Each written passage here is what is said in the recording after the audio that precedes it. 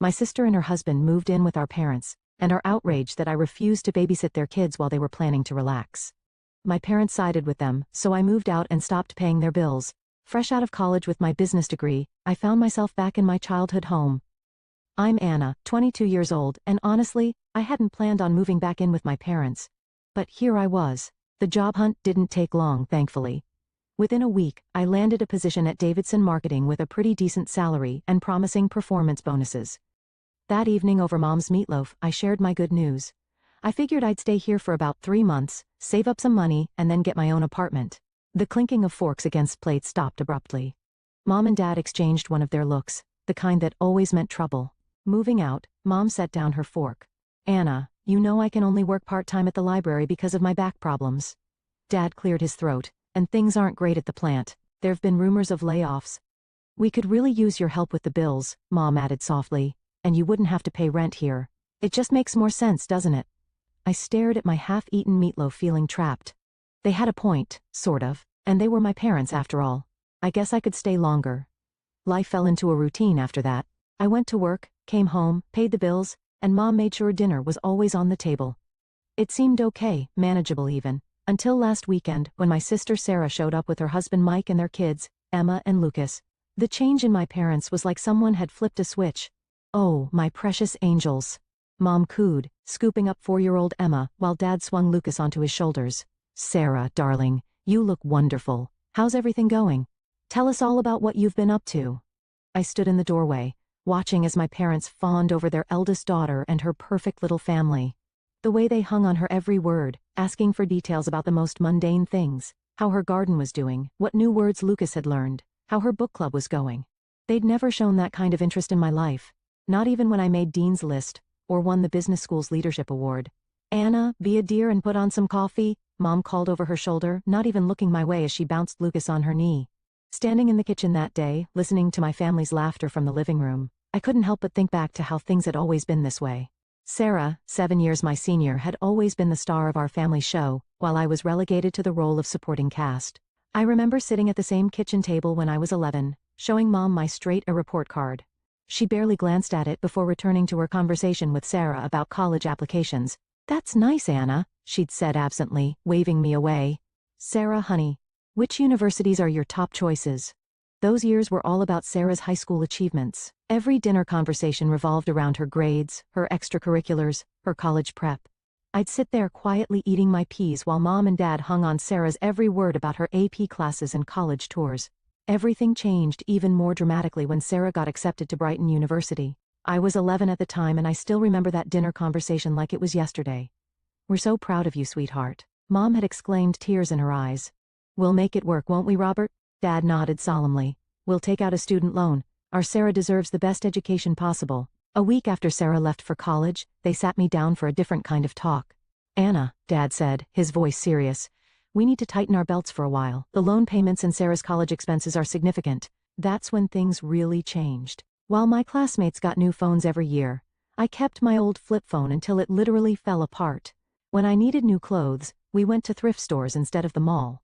Christmas gifts became practical items like socks and school supplies, but they never forgot to send Sarah money. Your sister needs to focus on her studies, Mom would say, as she wrote another check. We can't let her feel stressed about money. I learned my lesson early. At 15 I joined every club and academic competition I could find. I stayed up late studying, not just for good grades, but for perfect ones. I wrote essays for scholarship competitions until my hands cramped. Because I knew that there would be no student loans for me. It paid off. I got a full scholarship to State University, and I still remember the look of relief on my parents' faces when I told them. They wouldn't have to spend a dime on my education. Meanwhile, Sarah graduated, got a job in Brighton, and quickly married Mike, her college sweetheart. Within 2 years she had Emma, and Lucas followed shortly after. My parents were over the moon. Their perfect daughter had created a perfect family. Now every monthly visit turned into the same routine. Sarah and Mike would show up with the kids, and before I could even say hello properly, Sarah would be planning her weekend. Anna, you'll watch Emma and Lucas while we go shopping, right? She'd say, not really asking. Mike and I hardly get any alone time these days. The first few times I tried to suggest that our parents could watch them instead. Oh honey, Mom would say, rubbing her back. You know it's hard for me to keep up with young children, and your father needs his rest on weekends. So here I was, spending yet another Saturday watching Frozen for the 100th time with Emma, while Lucas tried to color on my bedroom walls. Sarah and Mike were off having lunch with friends, and our parents were puttering around the garden, occasionally peeking in to ask if I needed anything, as if they were doing me a favor. I tried to console myself with the thought that it was just one weekend a month, just one weekend of being the free, reliable babysitter while everyone else lived their lives. A year passed in this monthly rhythm of babysitting and bills. I had almost gotten used to it, almost. Then came the phone call that would turn my already complicated life completely upside down. I was doing dishes after dinner when I heard Mom's phone ring. From the kitchen, I could hear her surprised. "Sarah? Oh, sweetheart, don't cry. Tell me what happened." Through sobs, Sarah explained that Mike's company had gone bankrupt without warning. They couldn't afford their rent anymore and had no savings. Could we maybe stay with you for a while?" Sarah's voice was so loud through the phone that I could hear it clearly. "Of course you can," Mom exclaimed without a moment's hesitation. "We'll make room." My stomach dropped. I stepped forward, clearing my throat. If they're moving in, maybe this would be a good time for me to get my own apartment? You'd think I'd suggested burning down the house. Mom looked at me like I'd lost my mind. "Anna, don't be ridiculous. There's plenty of room for everyone, but we're family," Dad said firmly. "We stick together during hard times." They arrived the following weekend with 3 cars full of belongings. I spent Saturday morning moving my things into what had been our storage room, the smallest bedroom in the house, barely big enough for a twin bed and a dresser. My old room, which was twice the size, became the kids' nursery because the children need space to play. Emma, now 5, and 3-year-old Lucas, treated the entire house like their personal playground. They ran up and down the hallways, screaming and laughing, while Sarah watched TV at full volume, or had long, loud phone conversations with her friends about how difficult this transition was for her. "Emma, Lucas, keep it down." I'd call out when they burst into my room for the 10th time, scattering my work papers everywhere. "They're just playing, Anna," Sarah would say dismissively, not even looking up from her phone. "Don't be such a grouch." After work, all I wanted was to relax in my room, maybe read a book or watch something on my laptop. Instead, I got to listen to Baby Shark playing on repeat through the thin walls, punctuated by the constant thump of little feet running back and forth, and Sarah's loud laughter at whatever show she was watching downstairs. Mike spent his days supposedly job hunting, but mostly I saw him sitting at the kitchen table, scrolling through his phone with a worried expression. "The job market's tough right now," he'd say whenever anyone asked. "But I'm sure something will come up soon." I lay in my tiny bed each night, staring at the ceiling, listening to the chaos that had become my home, and wondered how I'd let myself get trapped in this situation. But every time I thought about bringing up moving out again, I remembered my parents' reaction and kept quiet. The first utility bill after Sarah's family moved in hit me like a punch to the gut. I stood in the kitchen, staring at the numbers that were almost double what I usually paid. The water bill alone had skyrocketed, not to mention electricity and heating. Looking at my bank account, I realized that my dreams of saving for my own place were quickly evaporating. That evening at dinner, I decided to bring it up. "So, about the utility bills." I started pushing my piece around the plate. "They've doubled since last month. I can't keep covering all the bills by myself anymore. It's taking almost my entire salary." Sarah's fork clattered against her plate.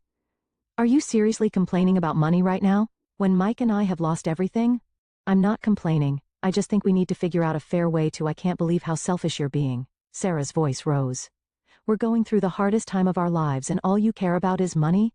"Sarah's right, Anna," Mom jumped in. "Family helps family. That's what we do." Dad nodded solemnly. "Your sister and Mike need our support right now. This isn't the time to be counting pennies." I looked down at my plate, swallowing the words I really wanted to say. "Fine. Never mind." A week later, Mike finally got a job at an insurance company. It paid less than his previous position, but at least it was something. I thought maybe things would start getting better. I was wrong. It's so hard being alone with the kids all day. Sarah started complaining almost immediately. "Mike leaves at 8 and doesn't get back until 6. I never get a break." Then it started. Small requests at first. "Anna, could you watch the kids for an hour while I run to the store? Anna, would you mind keeping an eye on them while I take a shower?" Before I knew it, these small favors had snowballed into something much bigger. I'd come home from work to find Sarah already dressed up to go out. "Oh good, you're home," she'd say, grabbing her purse. "Mike and I are meeting friends for dinner. Emma and Lucas already had their snack, but they'll need dinner in an hour. We'll be back by 10.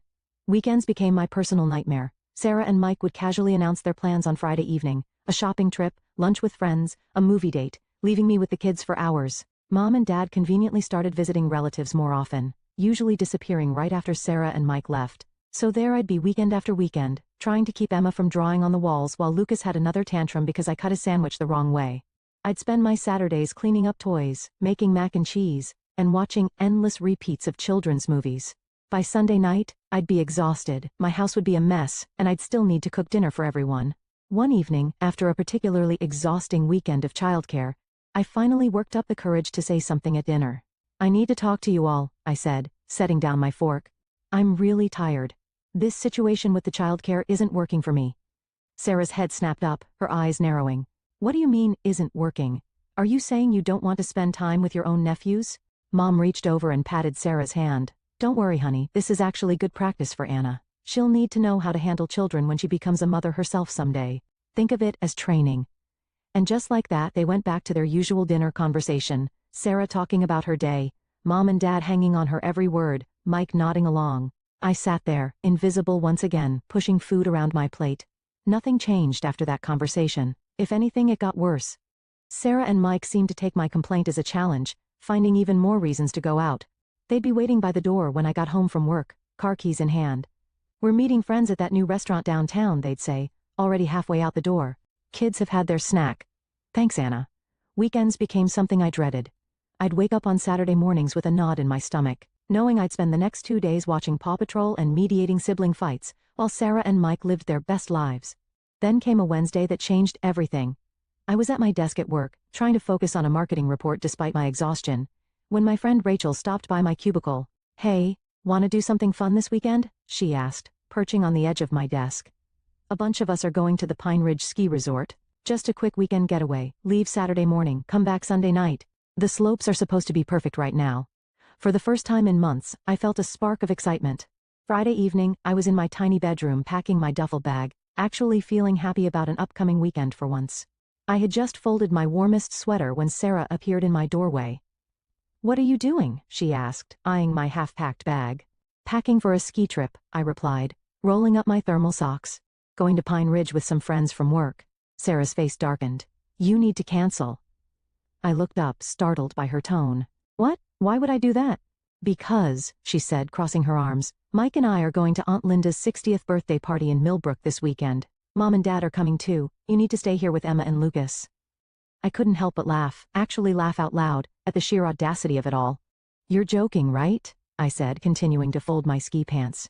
"You can't seriously expect me to cancel my plans, because you didn't bother to tell me about yours." Sarah's face turned red. "This isn't funny, Anna. You're being completely unreasonable. No. What's unreasonable is assuming I'll drop everything at a moment's notice to be your personal babysitter again." Sarah's mouth fell open. She stood there for a moment sputtering, before turning on her heel and storming out of my room. "Mom, Dad, Mike." I could hear her shouting down the hallway. "You won't believe what Anna's doing." I kept packing, my hands shaking slightly with anger. The thundering of footsteps announced the arrival of the cavalry. My tiny room suddenly felt even smaller, as Sarah, Mike, and my parents crowded in. Mom's face was already set in that disappointed expression I knew so well. "What's this about you going skiing?" she demanded, hands on her hips. "Exactly what it sounds like," I replied, zipping up my duffel bag. "I'm going to Pine Ridge Resort with my friends for the weekend." "But you can't," Sarah exclaimed. "We have Aunt Linda's party." "No, you have Aunt Linda's party," I corrected her. I stopped what I was doing and turned to face them all. Why am I just hearing about this party now? Why wasn't I included in any of the planning? Mom hesitated, looking uncomfortable for the first time. Sarah jumped in, her voice dripping with condescension.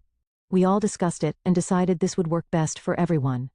We go to the party, you watch the kids. It's the most logical arrangement."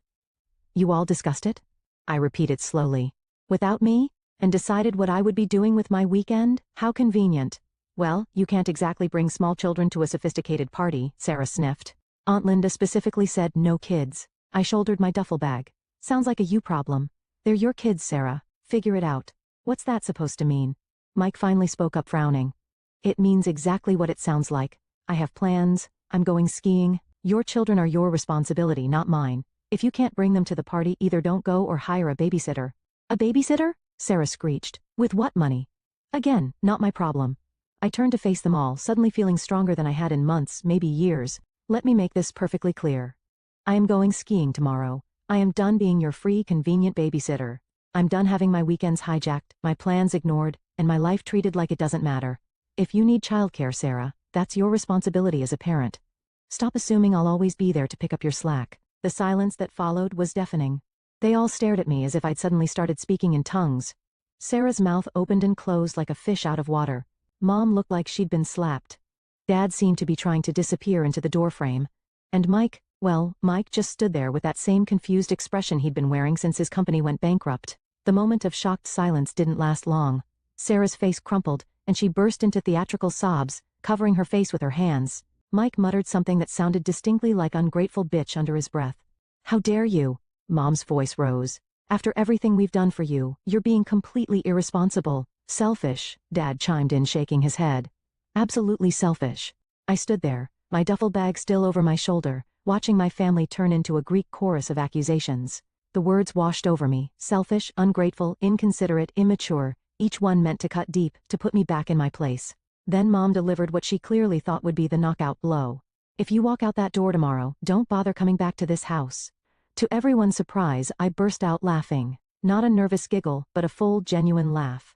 They all stared at me as if I'd lost my mind. You know what's funny? I said, wiping tears from my eyes. I've been dreaming about moving out of this house for months. I just didn't have the courage to do it. But here you are giving me the perfect excuse. So thank you, Mom. Get out, Sarah shrieked, her fake sobs forgotten in her rage. Just get out. Gladly, I pulled out my phone and dialed Rachel's number, putting it on speaker just to make a point. Hey, Rach? Sorry to call so late, but is that offer to crash at your place still good? Not just for after skiing, but maybe for a few days? Of course. Rachel's cheerful voice filled the room. I have a spare room. Want to come over now? That would be perfect. I'll be there in 20 minutes. I spent the next 15 minutes gathering everything I could fit in my car: clothes, important documents, personal items. They watched from various doorways as I made trips up and down the stairs, as if they couldn't quite believe I was really doing it. When I had loaded the last box, I walked into the living room where they had all gathered. Oh, one more thing, I said, my voice steady. Since I won't be living here anymore, I won't be paying any of the bills either. You'll need to figure out how to support yourselves. Mom's face went pale. But the utilities, the groceries, not my problem anymore, I said, echoing my words from earlier. I turned and walked out the front door, ignoring Mom's suddenly panicked calls behind me. The drive to Rachel's place was a blur of adrenaline and relief. My phone kept lighting up with calls and messages, angry texts from Sarah, guilt-tripping novels from Mom, stern disappointments from Dad. I ignored them all. The next morning, Rachel and I drove to Pine Ridge Resort as planned. For the first time in what felt like forever, I spent a weekend doing exactly what I wanted to do. We skied, we laughed, we had hot chocolate by the fire, and not once did I have to worry about anyone else's children or problems. When we got back Sunday night, I opened my laptop and started searching for apartments. With my salary no longer going to support my family, I could actually afford a decent place. By Wednesday, I had found a small but bright one-bedroom apartment in a nice area of town, just a 15-minute drive from my office. My first week in my new apartment was like learning to breathe again. Every morning, I woke up to blessed silence, no screaming children, no blaring TV, no guilt-inducing sighs from my mother. I could make coffee and drink it while it was still hot. I could spend my evenings reading or watching whatever I wanted on Netflix. The messages kept coming though. I didn't answer the calls, but I couldn't help reading the texts. They followed a predictable pattern.